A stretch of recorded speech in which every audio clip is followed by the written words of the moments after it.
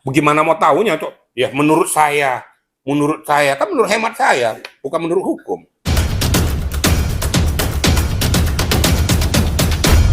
Pemirsa Cekabar Online, apa kabar? Selamat menyaksikan tayangan Cekabar Online.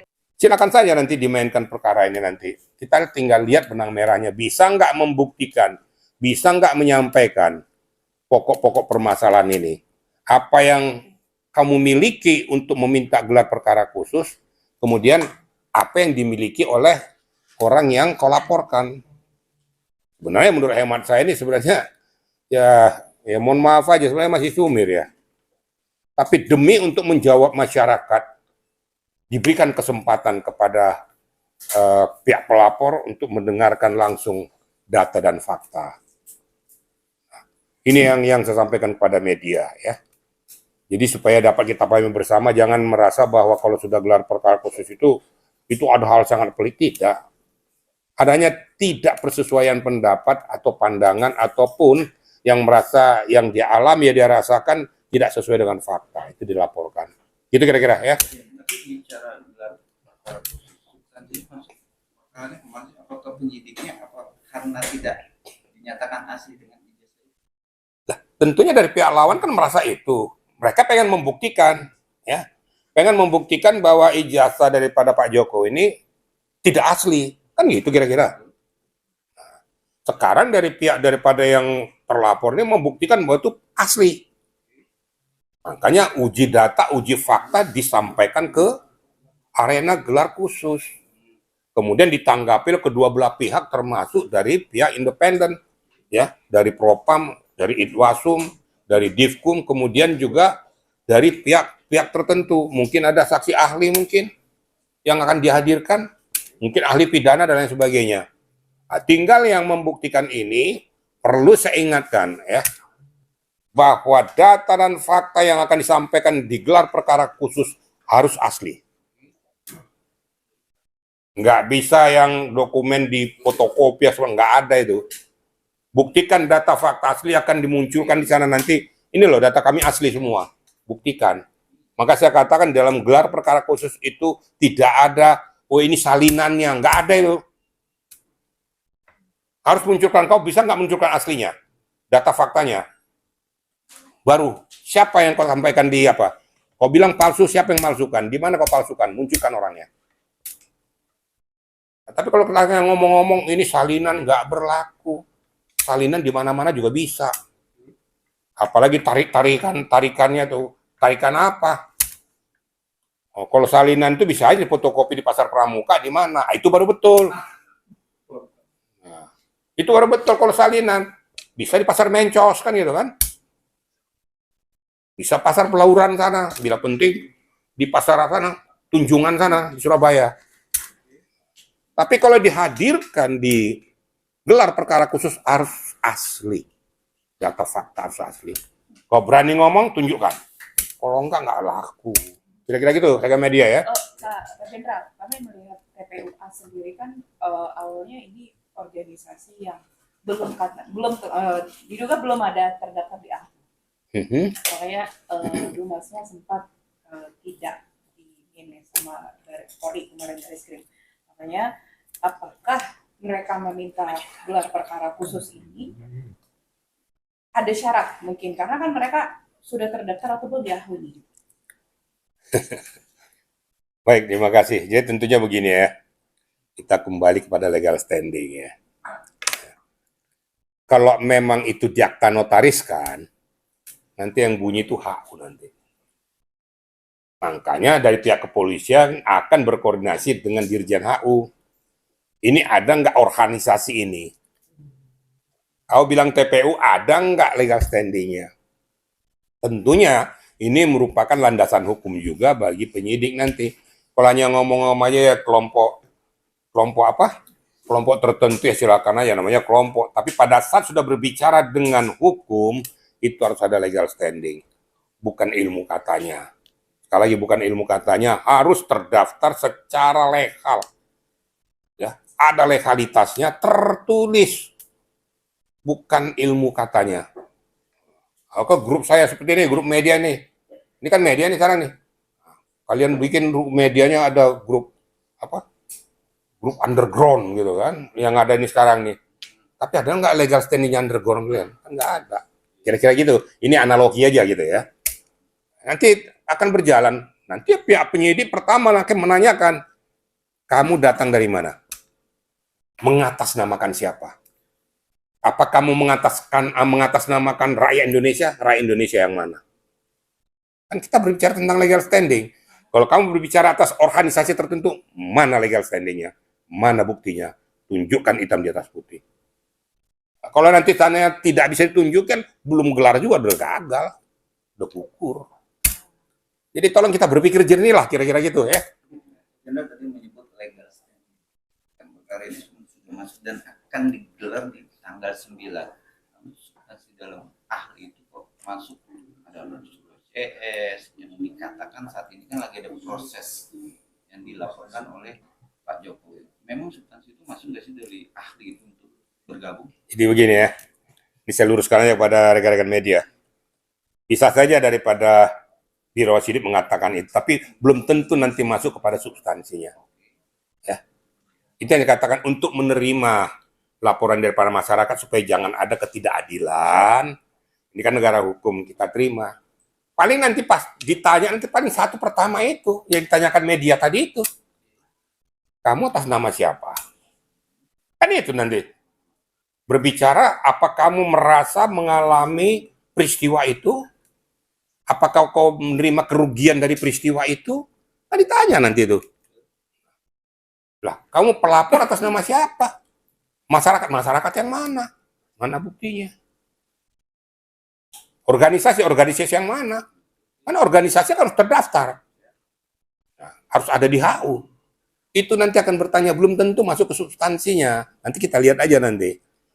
Saya juga ada perdebatan soal pertanyaan yang Pak Jenderal sudah jelaskan. Ya kan, ini kan bukan pengaduan masyarakat karena sudah terjadi saat yang sekarang ini sudah diproses di penjara yaitu undercover hukum yang waktu itu. Nah itu yang membuat jadi pertanyaan benarkah ijazah itu atau enggak Pak? Lah sekarang kan begini yang laporkan itu kan sudah perjalanan pidana.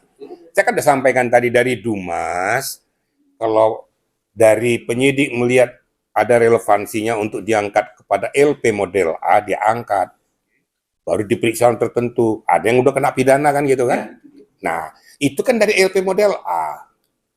Tapi orang-orang yang bersangkutan punya legal standing atau berbicara itu. Yang harusnya yang bunyi adalah UGM. UGM berkepentingan karena dia mempunyai wadah itu. Bagaimana seorang Rismon mengobok masuk ke UGM mana minta buktinya? Emang lo siapa? Kan gitu.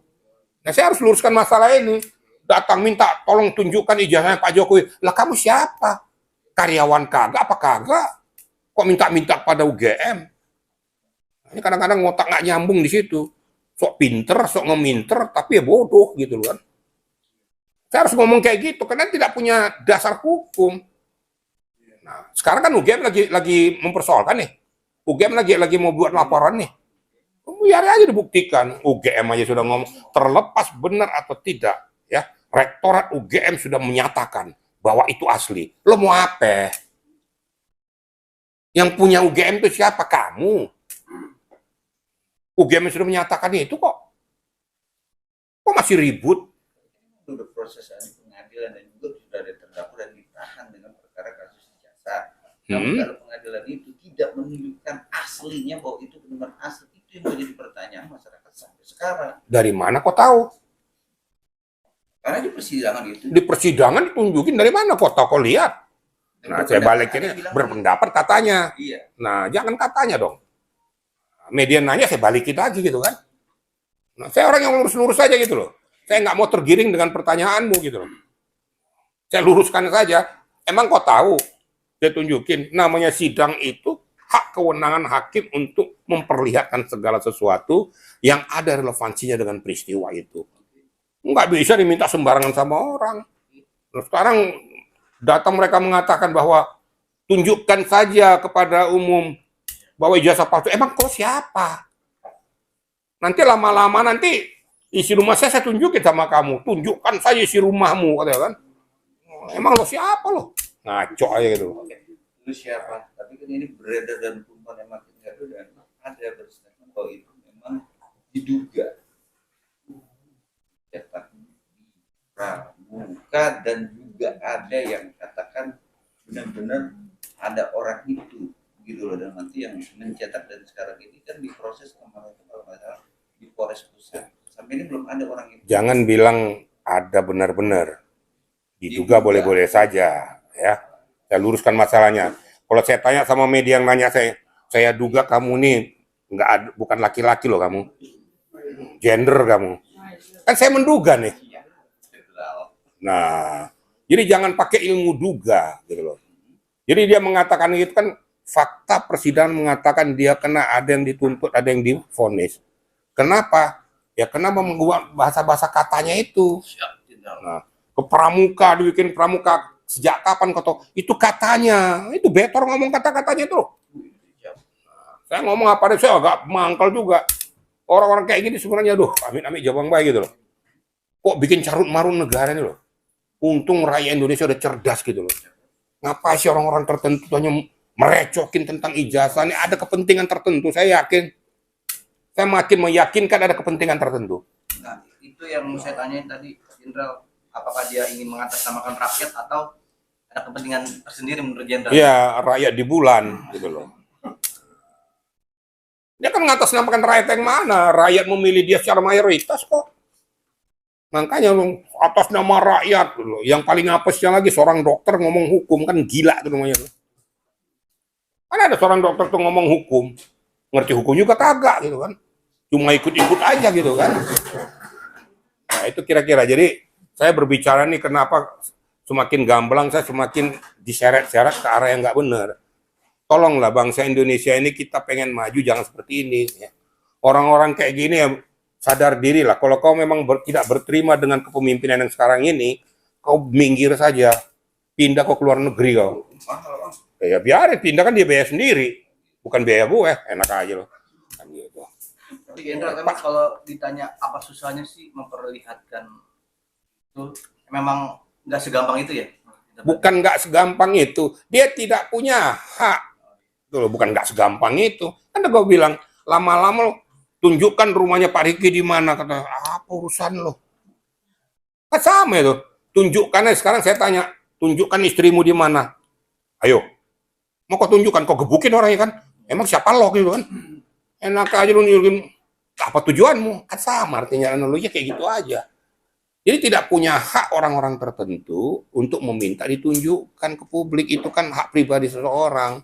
Yang berhak untuk meminta adalah aparat penegak hukum. Di pilar 1, dia penyidik, dia JPU, dia pengadilan. Ini yang berhak untuk meminta. Di luar daripada itu tidak berhak untuk minta, apalagi minta ditunjukkan saja kan selesai. Ya selesai, dari kepalamu yang selesai. Tapi nggak selesai semuanya. Ya gue terpaksa ngomong nggak rada-rada preman dikit gitu kan. Karena yang ngomong juga yang ngomong tuh di media tuh preman-preman nggak jelas juga ya. Kita juga preman juga gitu loh. Pak Jenderal, motif dan tujuannya resolusi CS ini menurut Pak Jenderal itu apa sih Pak Jenderal? Ya tanya sama yang bersangkutan lah. Kalau saya tuh tanda kutip, saya bilang orang-orang tertentu, apakah, kan saya kan bahasa saya kan ya halus, apakah mereka ini selama kepemimpinan Pak Jokowi tidak mendapatkan kuenya atau mendapatkan dampak daripada kepemimpinan Pak Jokowi? Ini baru dugaan saya kan gitu kan. Tapi kan bukan saya katakan pasti. Nah, sehingga mereka melakukan langkah-langkah ini. Kebetulan orang-orang yang ada di dalam itu orang yang pernah menerima dampak daripada Pak Jokowi itu. Dan ingat, Pak Jokowi ngambil langkah kebijakan itu demi untuk persatuan dan kesatuan negara Republik Indonesia. Tidak ada kepentingan lain. Kalau memang buat carut marut negara, kenapa harus dipakai? Masih banyak orang-orang yang pengen betul-betul bersama-sama membangun negara. Itu baru betul.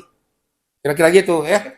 Nanti menyebut kata negara, kemarin dari responnya si resolusi ini tidak akan datang sebagai warga negara dalam konteks tidak punya legal standing atas laporan peradilan pilih bahwa tapi dari pihak TPPU atau kuasa hukum dari Egy Sujana datang karena dia jelas ya kan, dan dia membawa surat kesehatan oleh Egy Sujana, namun dari pihak resolusi gimana menurut EG yang benar. Saya luruskan. Ini kan masalahnya beda ya. Saya sampaikan kepada rekan-rekan media. Dumas berbeda dengan LP. Kan sudah sampaikan tadi nih. LP ada dua, model A, model B. Kalau model B yang dilaporkan model A yang didapatkan berdasarkan hasil lidik daripada pihak kepolisian. Ini biasanya berdasarkan Dumas itu. Ternyata dari pihak kepolisian menyelidiki peristiwa ini. Ternyata memang ada benang merah dengan laporan masyarakat. Diangkatlah ini jadi LP model A. Supaya bisa bermuara ke pengadilan. Ada legal standing dasar hukumnya. Nah sekarang yang disampaikan tadi itu, bahwa mereka mengatakan dari mana dasarnya. Gitu. Itu disampaikan. Jadi ya tolong kita juga berpikir jernih. Seperti Roy Surya mengatakan sebagai warga negara, saya tidak mau mendatangi, ya silakan saja. Itu kan hakmu. Tapi ingat loh. Tapi ingat, ini LP.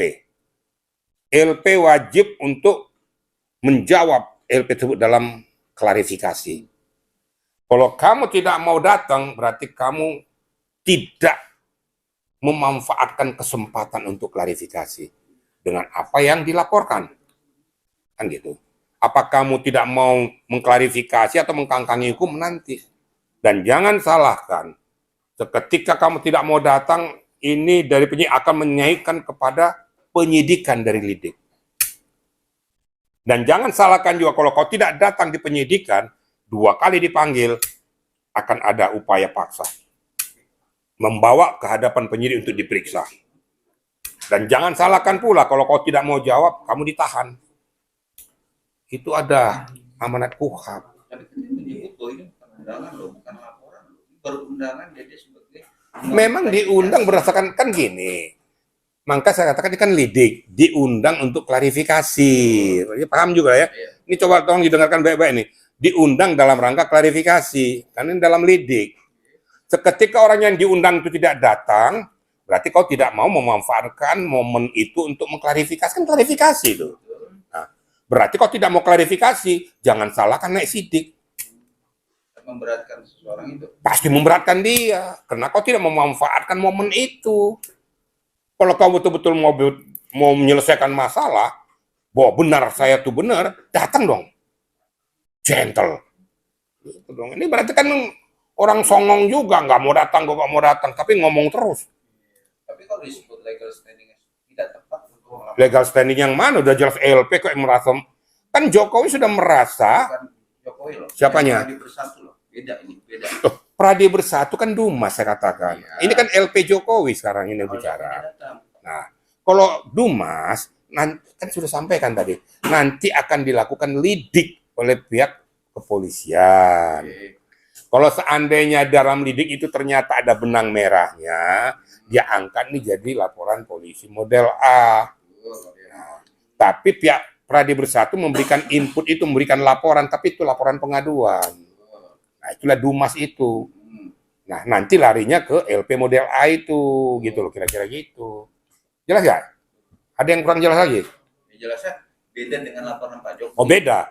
Kalau Jokowi itu kan LP model B Betul. yang dilaporkan untuk minta ditindaklanjuti. Langsung sama orang yang merasa Lah, yang merasa dirugikan, dia memberikan keterangannya berdasarkan LP di SPKT itu. Nah, pihak kepolisian melakukan lidik, klarifikasi, dia melakukan gelar perkara internal dulu, baru memanggil orang-orang tertentu. Pada saat diundang, dipanggil, dia tidak datang, jangan salahkan kalau naik ke sidik. Itu kalau LP model B maupun model A, ya. Jadi beda dengan Dumas ya. Kalau Dumas masih panjang, ya. Tuan ya. Dumas tuh siapa saja Anda pun bisa melaporkan kepada pihak kepolisian telah terjadi suatu peristiwa yang kamu alami, yang kau rasakan, yang kau lihat. Tapi tidak berdampak pada dirimu. Tapi nanti data-data ini akan dianalisis oleh pihak penyidik. Layak atau tidak enggak laporanmu, pengaduan masyarakat ini. Kalau enggak layak, ya dia akan dihentikan. Kayak contoh, pada saat Dumas dilakukan, kan sudah dilakukan lidik, lab, laboratorium forensik. Kemudian dilakukan penghentian penyelidikan. Yang lebih gilanya ini apa dasar hukumnya orang-orang tertentu itu menuntut dirtipidum Pak Juandani. Ini salah kamar gitu loh. Dirtipidum itu mengambil langkah hukum berdasarkan undang-undang, berdasarkan hasil lidik, Diambillah keputusan bahwa ini untuk sementara dihentikan. Terus salahnya Dirtipidum di mana? Ngaco juga tuh. Ya, bicara ngaco terakhir berspill dari Jenderal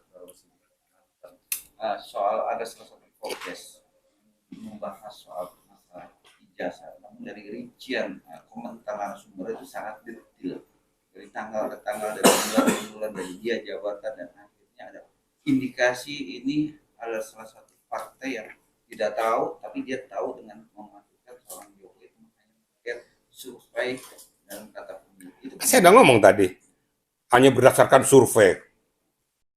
Kamu munculkan tuh tanggal, saya bisa sekarang membuat tanggal, data pada saat di mana dan lain sebagainya. Itu kan menurut dia. Kita berbicara menurut hukum loh. Kalau tanggal segini, kamu melakukan ini, manipulasi ini buktinya. Tanggal segini, kamu dokumen kau palsukan, ini buktinya. Itu namanya hukum. Tapi kalau katanya, yang saya dengar pada saat itu di sini dan lain sebagainya, pada tanggal sekian dia lakukan ini, tanggal sekian lakukan ini, mana buktinya? Satu contoh begini, biar media juga paham. Saya kasih analogi contoh. Ya, saya tahu terjadi suatu peristiwa pembunuhan. Saya lihat, tapi saya nggak bisa buktikan. Karena saya tidak punya bukti-buktinya. Betul, mata saya ngelihat tuh. Fotonya nggak ada. Tapi saya lihat terjadi, ditusuk mati dia. Saya teriak-teriak mati siapa, tapi nggak tahu saya siapa yang bunuh. Tapi saya tahu itu ada pembunuhan. Laku nggak diangkat itu? Ya sudah. Ya sama, itu udah pembunuhan loh. Setiap peristiwa, ya, setiap peristiwa pidana harus ada data, bukti, dan fakta. Saya selalu mengatakan, data, bukti, fakta. Bukan katanya, asumsi, dan lain sebagainya. Ya? Bukan hoax lagi, hoax sudah. Saking jengkel, saya udah hoax. Hoax itu masih hoax, katanya hoax. Ini saya rasa apalagi yang di wawancara itu yang namanya Betor nih, makin gak jelas tuh orang tuh. Periksa saja itu, menurut saya itu diperiksa ke manusia itu. Tak jelas itu. Kenapa? Karena dia sudah sifatnya bukan lagi masalah risalah hukum, tapi sudah sifatnya provokasi. Tapi kan orang kalau menyatakan tidak tahu lah, dugaan tidak tahu, dan dia mengklarifikasi atau menjelaskan, paling enggak mindset dia tahu kali Bang. Bagaimana mau tahunya tuh? Ya menurut saya, kan menurut hemat saya, bukan menurut hukum. Dia kan dia pernah menjadi tim TKN pemenangan. Tim PKN juga memang dia punya data dan fakta. Nah, selalu lagi saya katakan data dan fakta. Nah, sudah saya analogikan kan terjadi pembunuhan, tetapi saya nggak punya data dan fakta. Bisa saya ngomong nggak? Bisa saya laporkan nggak ke kepolisian? Nggak bisa. Ya paling polisi itu menganalisis, menerima laporan itu, dia melakukan penyelidikan untuk mendapatkan data bukti permulaan. Itu. Tapi kalau yang dikatakan tadi, saya sudah ikuti tuh wawancara itu. Ya, nggak jelas wawancara katanya kok. Ada katanya dibawa pasar Pramuka. Kan gitu. Setelah itu pasar Pramuka terbakar. Ada indikasi seolah-olah untuk menutup ijazah Jokowi. Ini kan provokasi. Dari mana kamu dapat itu? Maka saya bilang itu provokasi sudah. Oh, besar sekali. Maka saya katakan, periksa saja tuh orang tuh, nggak bener tuh. Karena dia ilmu katanya terus. Di media waktu di ini juga sudah belepetan juga saya lihat. Waktu berhadapan dengan Fitra Ramadhani itu. Ngomongnya udah nggak jelas. Ya ini orang-orang yang pengen mau cari panggung tapi merusak diri sendiri. Indikasinya apa, tujuannya apa, saya juga nggak tahu. Dari pihak mana nih? Kalau saya mengatakan dari pihak orang-orang yang diduga ingin membuat carut-marut di negara Republik Indonesia, itu aja. Poinnya ya periksa habis. Itu aja. Kan nggak mau periksa habis aja nih. Ya nggak apa-apa, ini kan beda substansi lagi. Ini kan provokasi nih. Dari bahasanya melakukan provokasi-provokasi. Nah, pewawancaranya mencoba menggiring, mancing-mancing. Yang selnya dipancing dodol lagi kan. Enggak, si yang diwawancara ini dipancing-pancing keluarlah. Dia nggak tahu yang dikeluarkan itu justru melanggar hukum.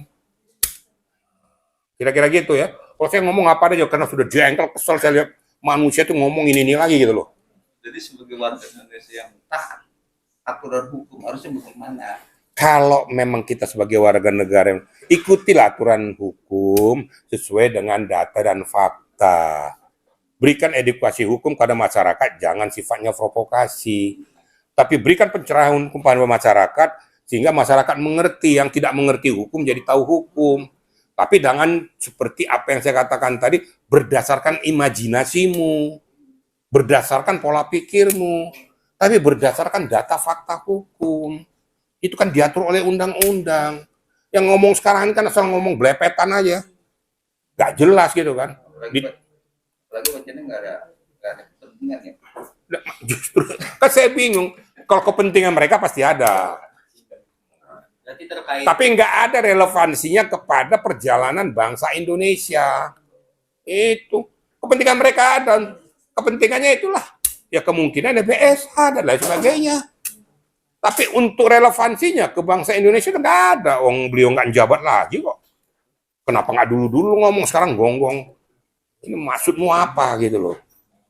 Tentunya maksudnya untuk melakukan instabilitas bangsa. Itu kira-kira ya. berarti terkait mengatasnamakan rakyat Indonesia seperti apa Pak Jenderal? Ya di Hong Kong loh. Nggak setuju. Bukan nggak setuju. Memang nggak ada rakyat Indonesia yang mana lo yang mau ikutin, ngarang aja lo. 10 orang lo bilang rakyat Indonesia. Itu nanti di Ukraina saja. Jangan di Indonesia. Lo membawa itu ada nggak atas nama bangsa Indonesia menyatakan? Nggak ada. Jangan bawa nama atas nama bangsa Indonesia lah. Saya marah juga. Saya bangsa Indonesia, saya rakyat Indonesia. Udah merdeka, mau dibodoh-bodohin sama manusia ini lagi. Dikasih ilmu tapi bodoh-bodohin masyarakat. Dasar dodol juga emang. Gitu ya. Terima kasih Jenderal. Selain Ijan Tebu juga ada kan, maaf di luar konteks ada pemakzulan Gibran juga, terus ada mengkaitkan dengan Bobi Nasution. Nah mungkin nggak menurut Jenderal ini ada keinginan dari mereka ini untuk melancarkan dinasti Pak Jokowi gitu, tapi step by step gitu. Yang mau memaksudkan itu siapa? Ya, mungkin kan daripada jenderal-jenderal TNI juga bilang nih pemakzulan ya Gibran mantan Purnawirawan juga ya. Nah maksudnya ini ada kaitan juga dengan ingin melengsarkan dinasti Jokowi yang Dasarnya apa? menurut Jenderal seperti itu, gak arah ke sana? Hah? Ada arah ke sana? Sampai lebaran Hong Kong juga nggak ada, nggak akan bisa bunyi.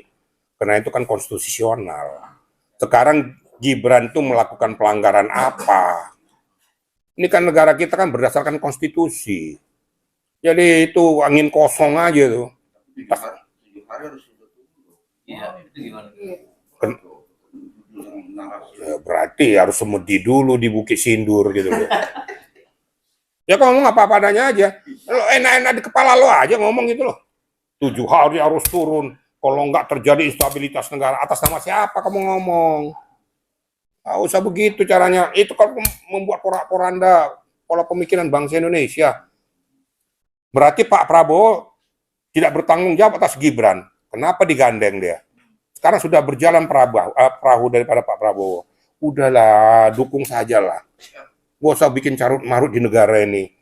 Nah, gitu aja. Atas nama ini, atas nama siapa? Nggak tahu sih atas nama dari rumah sakit jiwa, nggak tahu saya. Kan agak error gitu kan. Enggak, saya sudah terlalu sering media nanya saya gini kan. Saya bukan emosi, saking mangkelnya kenapa tidak pernah selesai. Kalau memang mau bermuara ke hukum, silakan bermuara hukum. Tapi jangan membuat suatu statement ke masyarakat untuk membuat porak-poranda pola pemikiran masyarakat. Masyarakat kan banyak masyarakat awam. Nah pesan saya gitu loh, kepada wahai kamu yang terhormat siapapun, tolonglah berpikir yang jernih kepada negara dan bangsa Indonesia. Sumbangkanlah ilmumu untuk membangun bangsa Indonesia, bukan membuat porak-poranda. Dukunglah perahu daripada Pak Prabowo yang dipilih secara konstitusional bersama dengan Pak Gibran. Berikan ilmu yang kau miliki supaya bisa membangun dari segi keilmuanmu. Sehingga bangsa Indonesia ini tercerahkan. Jangan ilmumu kau pakai untuk merusak bangsa Indonesia. Itu berarti kamu berdosa kepada sekian ratus juta bangsa Indonesia. Jangan seperti itulah. Jadi marilah kita bangun negara ini dengan betul-betul berlandaskan Pancasila dan Undang-Undang Dasar 1945. Ya. Yang berkeadilan dan adil dan berlandaskan hukum. Itu kira-kira ya. Buktinya kemarin Pak Prabowo memanggil salah satu komandan regu dalam upacara ikut ke tempat karena prestasi dia ya, makanya dipanggil dan bisa juga akan diangkat menjadi sesuatu. Itu yang kita anggap yang bagus yang kayak gitu Pak Jenderal. Ya. Kan tinggal alam pikirnya Pak Prabowo atas dasar apa dia meminta memanggil pada orang tersebut. Tentu dia kan punya analisis. Nah, analisisnya itu kan nggak kita tahu kedalamannya sejauh mana. Tapi kalau dia manggil itu berarti ada sesuatu yang pengen disampaikan atau pengen memantau yang bersangkutan. Kebetulan, bukan karena polisi ya. Yang namanya Pak Dadang Hartanto orang pintar. Saya harus akui, dia mantan Porsprimnya Kapolri. Orang pintar dia. Kalaupun suatu ketika dia memimpin kepolisian negara Republik Indonesia, is very good. Karena dia orang berpikiran jernih dan lurus. Saya tahu, karena saya waktu itu Karul Propers dan saya tahu siapa dia. Karena saya berada di lingkaran Kapolri pada saat itu, ya, dan saya tahu dia siapa terjangnya. Seorang analisis. Sama seperti dengan Pak Ahmad Doviri ini. Pak Ahmad Doviri juga orang pintar itu. Ya, kalau seandainya suatu ketika keberuntungan berpihak pada dia masa kepemimpinan Pak Prabowo, why not? Tapi kalau ditanya siapa terjang dia, saya sebagai seniornya menyatakan dia orang bagus. Prestasinya bagus. Seorang ilmuwan dan juga dia sudah menyandang titel yang luar biasa. Dan memang otaknya memang jernih. Oke?